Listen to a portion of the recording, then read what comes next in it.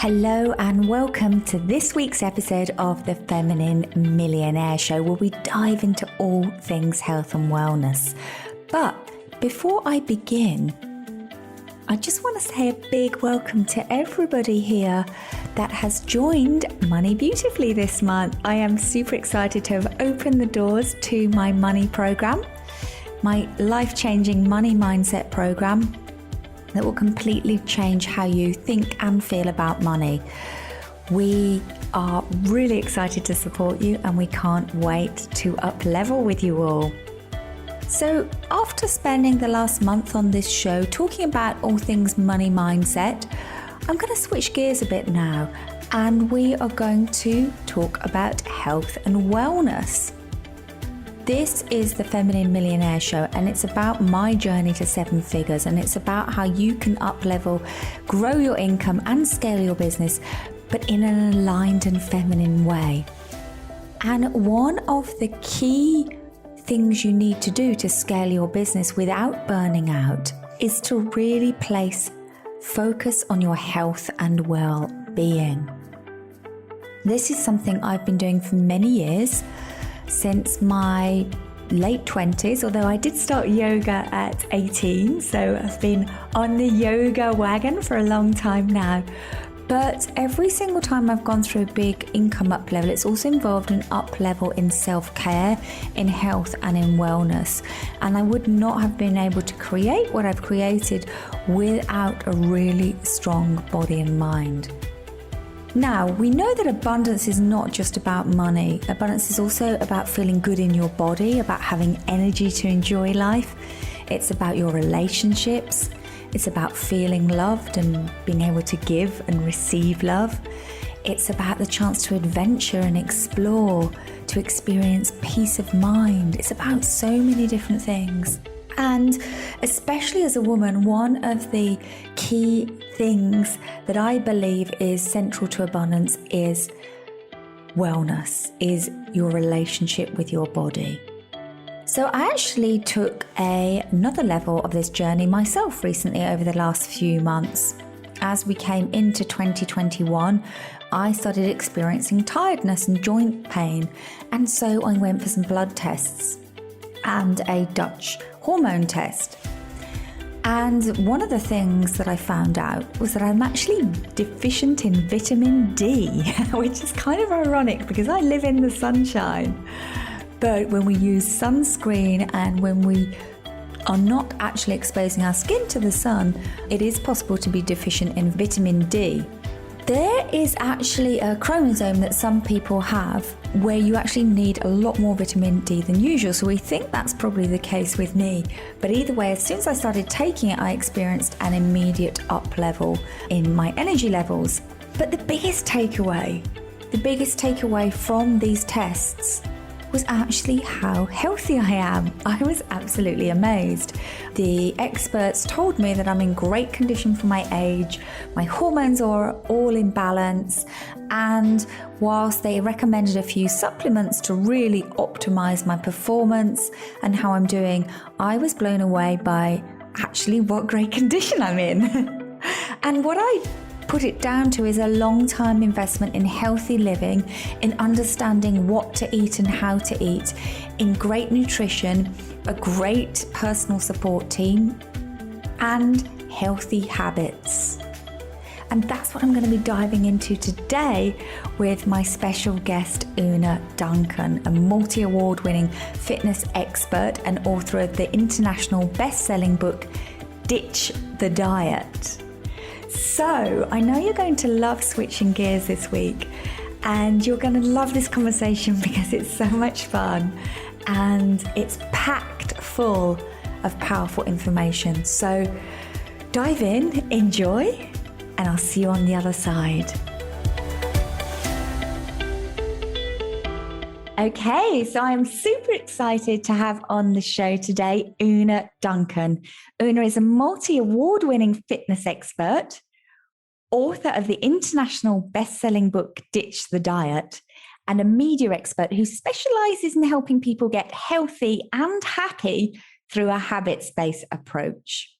She's also the founder of Fit Feels Good, which recognizes that fitness is not about a number on a scale. It's about feeling good. Welcome, Oonagh. Thanks, Polly. I'm so happy to be here with you.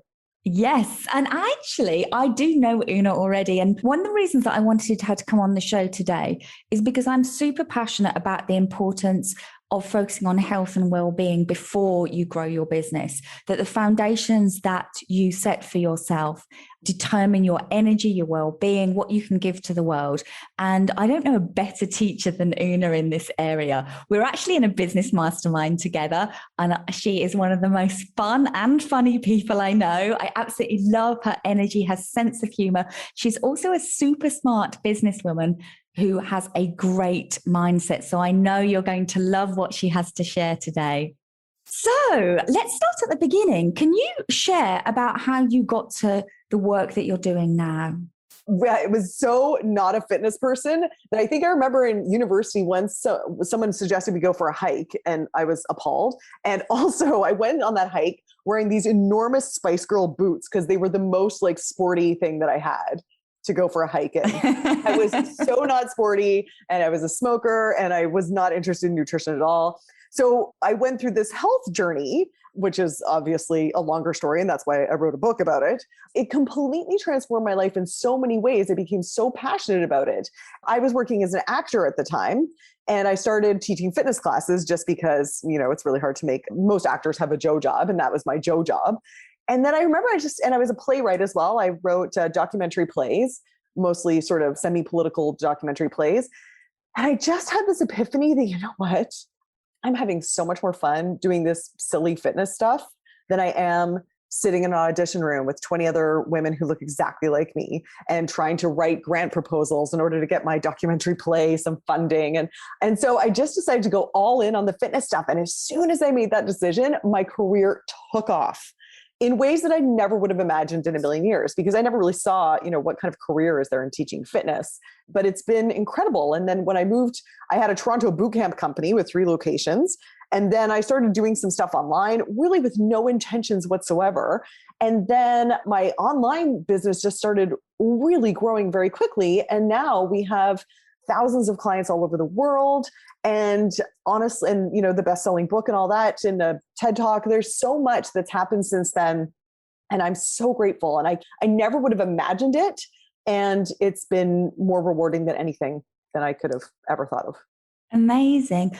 So it really feels like just following the fun. Which is kind of appropriate because that's one of the best words I think that describes you. You have this incredible sense of fun around everything you do, whether it's work, play, family, your health. Well, thank you for that. That is honestly one of the biggest compliments I could receive.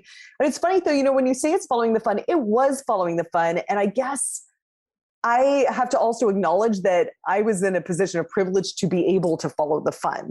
The only reason that I felt like I could follow the fun is because my family would have caught me. I never would have been starving. And that's why I was able to indulge in going to acting school and then try this fitness stuff and take these kind of risks. I guess I feel like pretty lucky to have been able to do that. And although I did kind of make it, I did have a safety net that not a lot of people have. Not everybody has, by the way.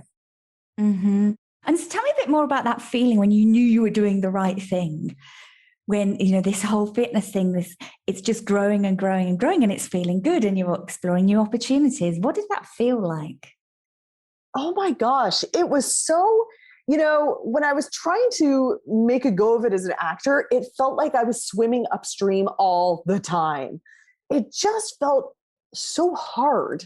It felt like I was always picking myself up and really, missing opportunities, and just, it was hard.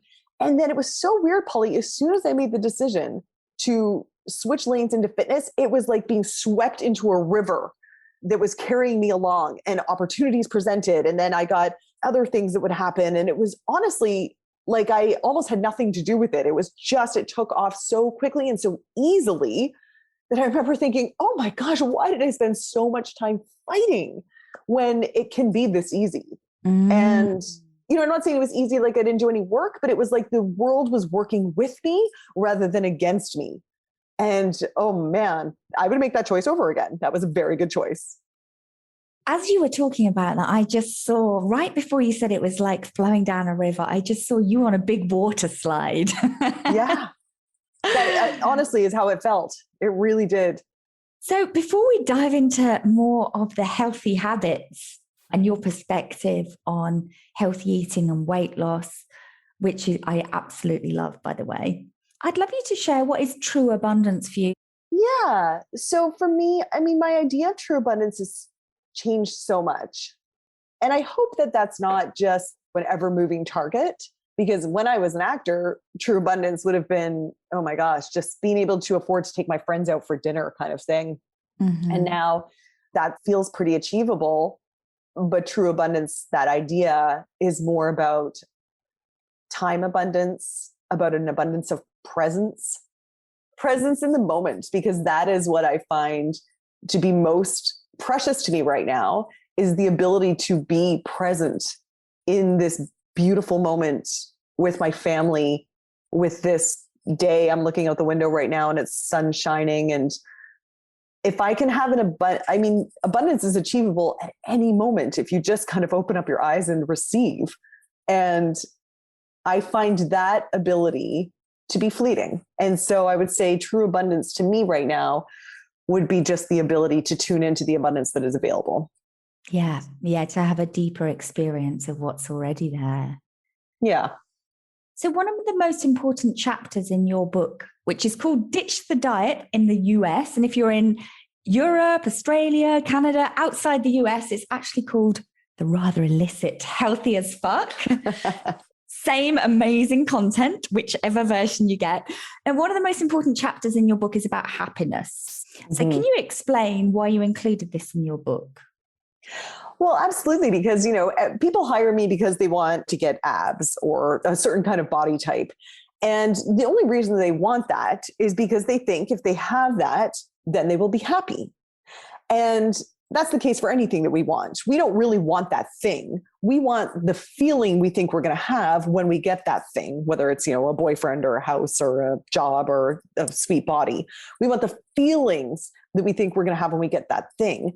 And so what I'm saying is that actually what we need to do is start training for those feelings, because that is the ultimate outcome.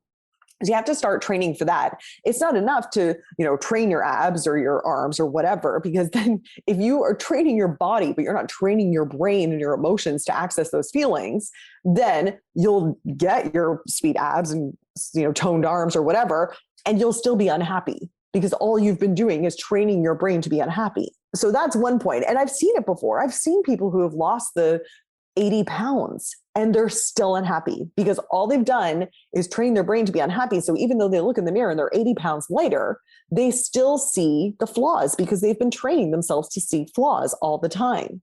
And the other thing is that actually you probably won't lose the weight or whatever if you are training your body, if you are constantly finding the negativity when you look in the mirror. Because people have this idea that, oh, well, if I allow myself to be happy right now, then I won't be motivated to change, that I'm letting myself off the hook. But actually, that is not true. And there's so many studies that show that the more people beat themselves up, the more they engage in self-hating thoughts, the more they engage in self-hating behavior, like binging, like skipping workouts, et cetera, et cetera. There's even been studies where they made a bunch of people eat a bunch of donuts. And then they split that group into two. And then they had them, both of the groups, do some math work or whatever. And they gave one of the groups messages of self-affirmation saying, hey, don't worry about the donuts. We made you eat it. It's totally not your fault. Nothing you feel guilty about. Besides, they were special low-calorie donuts. It won't matter at all. And the other group did not receive those messages. And in both groups, they happened to have a bowl of M&Ms on the table as they made them do this math. And guess which group ate 3 times as many M&Ms? The group that didn't get those messages that it was okay to eat the donuts. So that's just one example. And this has been found time and again. If you beat yourself up, you are much more likely to engage in the behaviors and you're much less likely to lose the weight. The way that you're going to lose the weight or, achieve the job or blah, blah, blah, blah, blah, is when you absolutely love yourself right now in the body that you have, in the career that you have, in the state that you're in. You've got to love yourself right now and be super excited for where you're going. both of these things can exist at the same time. So we've got the self-acceptance, but Yeah. also that commitment to the vision and where you want to That's right. be. And be excited about the visions, because what people tend to do instead is they say, this is ridiculous. I'm not putting up with this yucky belly one more second. I'm so angry with myself. I'm going to eat nothing but salad until I get rid of this. This is absolutely unacceptable, disgusting. I've got to fix this now. Like that sort of drill sergeanting themselves. And from that state, this is what you will do. You will drill sergeant yourself for a little bit. You'll make yourself feel like absolute crap. And then you will completely, quote unquote, fall off the wagon. And I'm saying quote unquote, because those are the exact terms that my clients use all the time. I fell off the wagon. So you'll fall off the wagon and then you'll engage in some self-destructive behavior, and then you'll beat yourself up, and then you'll start the cycle again. So this state was not going to work. It's going to be one step forward, two steps back. So what you're saying is to get great weight loss results and improve your fitness, you actually need to start by improving your happiness. Absolutely. Absolutely. Because that is the only state in which you are going to achieve the body that you want. And if the ultimate goal of getting, the body that you want is to be happy, why don't you just start practicing being happy now? You got to start practicing. And it's like, I've had clients that are like, for example, one client said, okay, Oonagh, how do I get rid of the cellulite on my thighs? I work out all the time. I eat really well, blah, blah, blah, but I've got the cellulite on my thighs that really drives me crazy. And I knew this person personally, and I knew that she really did work hard. Like, she's really athletic. She was a trapeze artist. She did all sorts of cool stuff, and I knew her diet was on point and all that sort of stuff. And I was like, okay, well, there's two answers I could give you. I could give you the personal trainer answer, which is like, some really grueling kind of quad, hamstring, glute exercises, plus a really tighten up your carbs even more, reduce all the alcohol, blah, blah, blah, blah, blah. Plus fake tan will go a long way to cover the blah, blah, blah. There's that. But there's also or you could start practicing the feeling that you want, which is being totally confident in short shorts and not caring what, feeling proud of your bum and your thighs. In which case, I would suggest that you actually just start wearing short shorts right now and start training your brain every time you get this thought, oh my God, can they see my cellulite? To be like, damn right, hope they can, looks awesome. You've got to start training your brain for the outcome that you want, because the outcome you want is in your brain. It's actually not on your thighs. I love that. I love that. What's one way that people can start, one simple way, start training their brain? So it's like training anything. You have to start with where you're at.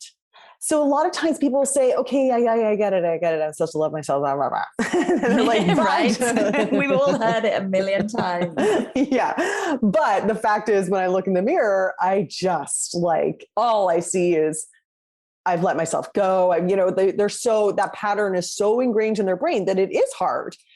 Asking someone who has got that pattern ingrained in their brain to suddenly look in the mirror and be like, damn, looking good. Like, that would be as unrealistic as asking someone who's very weak in the upper body to all of a sudden do like one-armed pull-ups. That's just ridiculous. You can't get from A to B that quickly. So you start with where you're at. If you look in the mirror and you are used to beating yourself up, you can just start with, I'm grateful for this body, or I'm glad that I don't have zits on my feet, or whatever, right? I'm glad. And then you can start to grow from there to be like, my legs don't look half bad in heels. This color is flattering on me. With this, I would say, go as far as you can while still it feels authentic. Well, you can still feel it. Mm-hmm. And then you could push it a little bit to where it doesn't feel quite authentic. You could be like, and I'm super sexy goddess. And you might be like, oh, I'm not quite feeling that, but whatever, just try it anyway. It's not going to kill you. You're stretching your boundaries. That's okay. And so, but what I would say is start with where you're at and just take little baby steps towards where you want to go. And that's all you can do. And just keep working on it. This is a practice. Just like working on your push-ups is a practice. Just like all of it is a practice. So how does humor help people get results? Because one of my things, and I say it in my business all the time, is like, if it's not fun, I don't want to do it. And so we're always looking for ways to have fun, make things fun. I'm looking to surround myself with people that are fun. How does humor help you help your people get results? Oh, I love that. If it's not fun, I'm not doing it. That's great. Yeah, humor is, I think it is critical. For one thing, people take all of this so way too seriously. And when I was very out of shape and deconditioned, that didn't appeal to me at all. I would see all of these healthy kind of people, and they were either super sanctimonious and like kind of what I thought was kind of prissy. And I was just like, that is not appealing to me at all. Or it would be very like medical and very serious, and you must do this for your health. So either way, I didn't find any of that. It didn't look like fun. It looked really judgmental, and it didn't look like anything that I wanted to participate in. So I think you've got one of the most important things when you're exercising is to create a habit loop in your brain. And the habit loop works. You've got a trigger, you've got the behavior, and you've got a reward. If something is going to become a habit, something that you do automatically without thinking, you are always getting some kind of reward from that behavior. So when I'm leading my workouts and stuff like that, I'm always saying, how could you make this fun? How could you make this feel like, how could you do this with a huge smile on your face? Because if you were going to train any part of you right now, train the part of your brain that's going to associate exercise with having fun. And if you've got that part of your brain hooked in, it's going to turn automatic. If you start to associate fun with exercise, it's going to build an automatic habit loop, and then you are going to be an exerciser. You're going to be the kind of person that exercises on vacation, on their birthday, on the weekends, because it's fun for you. And once you've got that, you're laughing, literally laughing. So it's about changing your identity, and it's going to be easier if it's something that makes you fun and happy. Oh, exactly. Yeah, that is exactly it. And really, sometimes people will say, well, what's the difference between being on a diet and doing all these healthy things I tell people to do, like eat a bunch of vegetables or whatever? My book the American version is called Ditch the Diet. And the difference between being on a diet and living a healthy lifestyle is that if you're living a healthy lifestyle, it becomes who you are. If I was to say to you, Polly, because I know you live this way, Polly, are you going to eat healthy 3 Tuesdays from now? What would you say? Yeah. Yeah. Why? Highly likely that I will. Highly likely because Polly is someone who eats healthy. That's who you are. Mm-hmm. But if I was to tell someone who's like on a diet, are you going to eat healthy 3 Tuesdays from now? They'd be like, whoa, well, I don't know. Like, it depends on the day. Like, what's happening? They'd really have a whole bunch of variables that would need to be met in order to assure themselves that they were going to eat healthy. But if you are a healthy eater, if like you are, Polly, then of course you're going to eat healthy 3 Tuesdays from now. It's just who you are. Yeah. Yeah, I love it. It feels so much easier when you position it that way. Not all this restriction. I've got to stick to this, and I've got to follow this plan, and I've got to get it right. There's kind of rules and regulations. This feels more like freedom. That's right. It's because it's who you are. And it will become who you are if it's fun. So you hate it when wellness practitioners say, listen to your body. Why is that? I kind of like that phrase myself. I know. I get so much pushback about that, especially from my beloved woo-woo type community. And so I want to be clear on what I mean by that. I'm not, because people think that what I'm saying there is push through, make yourself work out when you're exhausted and blah, blah, blah. That is not what I'm saying. What I'm saying is that our bodies haven't really caught up to our environment. Our bodies, through evolution, have evolved to want to eat as much sugar, salt, and fat as possible because that was scarce. Calories were scarce, and that was for our survival. We have an instinct to consume as much sugar, salt, and fat as possible. We also have an instinct to conserve energy as much as possible because in ancient times, people were constantly moving and had a shortage of scarcities to fuel that movement. We are also evolutionarily designed to have babies when we're 15 years old. We're also evolutionarily designed to want to have sex with like hunky strangers. There are a lot of examples where our bodies are stupid. Like, we have to ignore our bodies a lot of the time because our bodies have not caught up with our environment. And in my field, the way that that's applicable is that we live in a time of movement scarcity, of caloric abundance. And so although our bodies are going to say, but I don't feel like it, and because I want to eat that, of course your body wants to. That's because your body evolved to crave these things and to not want to move as much as possible. But that is no longer appropriate given our current environment. That's so interesting. In my own family history, so I know that it would have been my grandmother. She was one of 13, and they didn't have enough food. They ended up working in what was called a workhouse. So the family lived in the workhouse, and what you did was work in the factory in exchange for like minimum food. So you were off the streets, you had somewhere to sleep, and you got fed. So I feel like there's this hardwired, like food is scarce. Even my own father will not leave anything on the plate. He cannot. He will eat food that's out of date. He has this like massive scarcity thing. And it's like, you know, it's only like 2 generations back from where I am. And I still struggle with that. I find it really hard not to eat everything on my plate. Yeah, well, that's right. So, I mean, this is ingrained in us both biologically and culturally and maybe genetically too. Definitely. I want to talk about the difference between pleasure and happiness, because I know this is something you touch on in your book, and I think it's really powerful.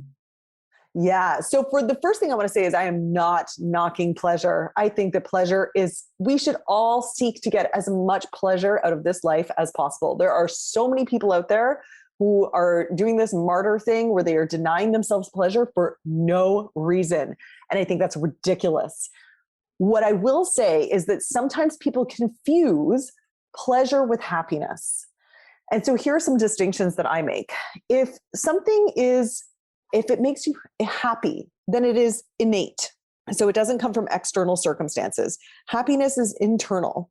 Happiness is also long lasting. So it's not going to go away just because something externally changed. Happiness is long lasting. It's also self-affirming. So it's like the more happy you are, the more happy you are.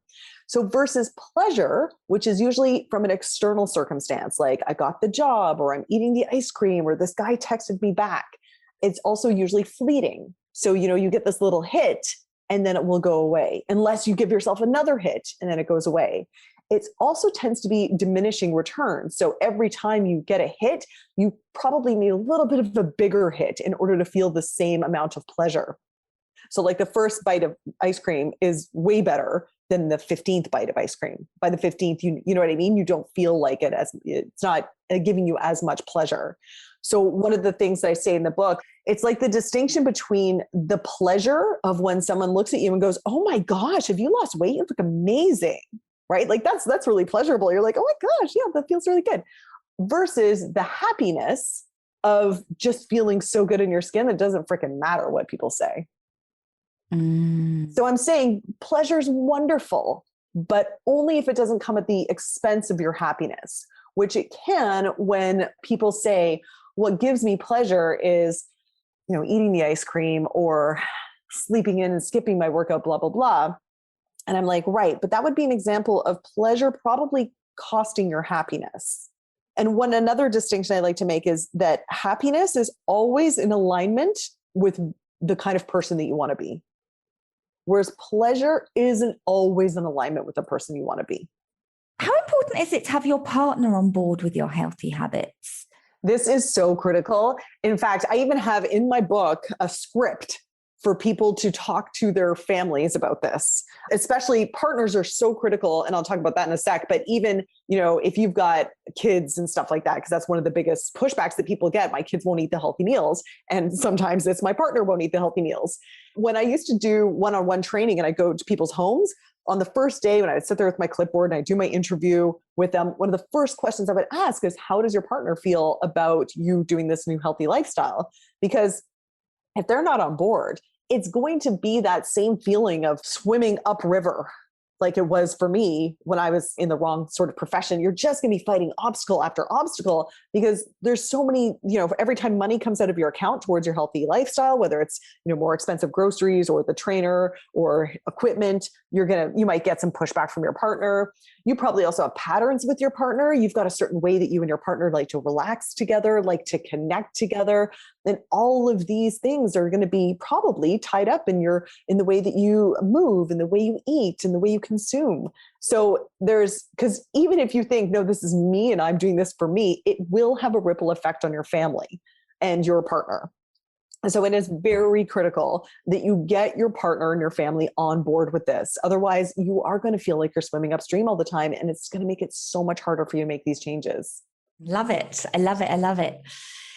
Oh, I could keep talking to you all day. I have something I want to ask you. I always think about the time that you and your husband dressed up as gorillas.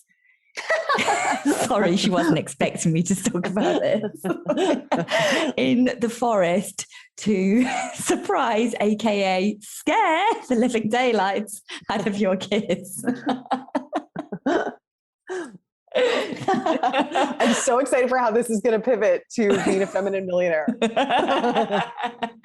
Yeah, we may have gone a little off topic here, but I'm curious, like, are you aware of the influence you're having on your kids through choosing very consciously to live a healthy lifestyle? Oh, that's awesome. Well, it's funny. The gorilla thing, it was actually a Sasquatch. So I don't know if a lot of your, we don't have those in Europe. Okay. Yeah.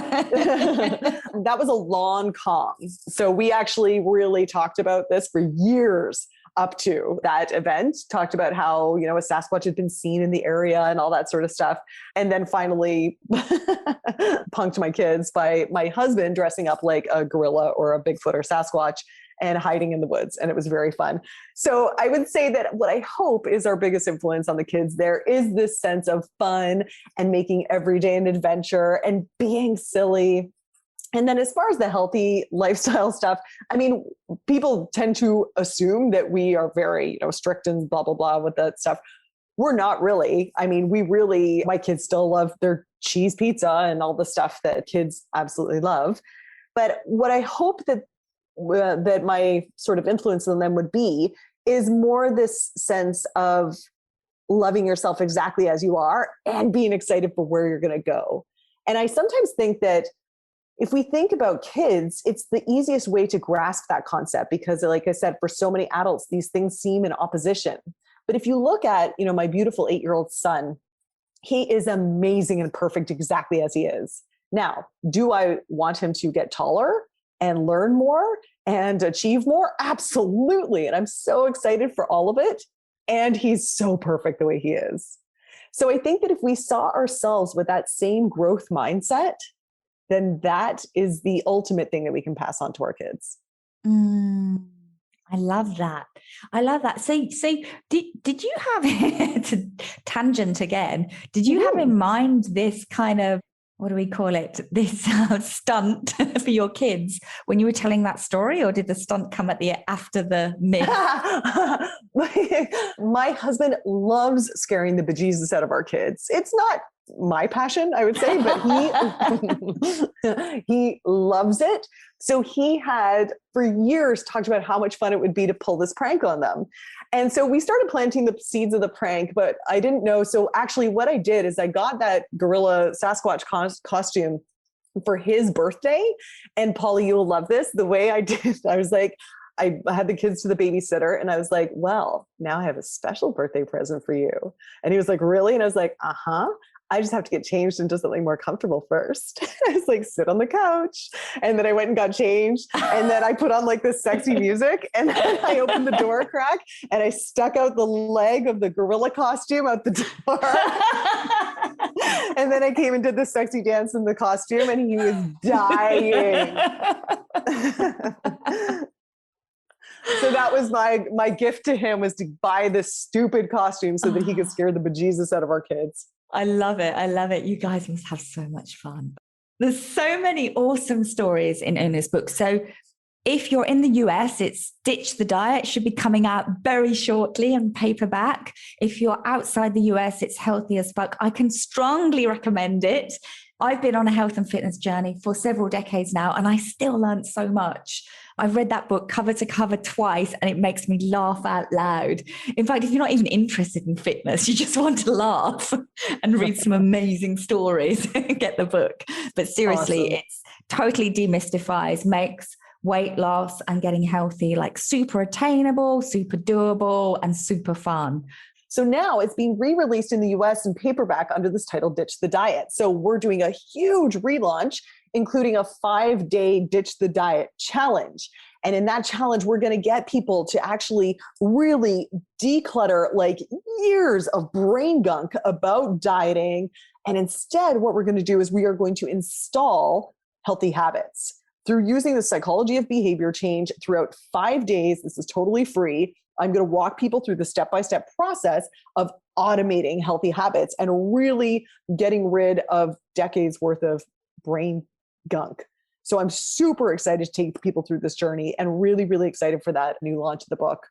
Amazing. And there is a link to the challenge in the show notes. I strongly recommend you take the opportunity to join Oonagh on her journey. She's an incredible, inspiring and fun teacher in this area that really knows her stuff and walks her talk.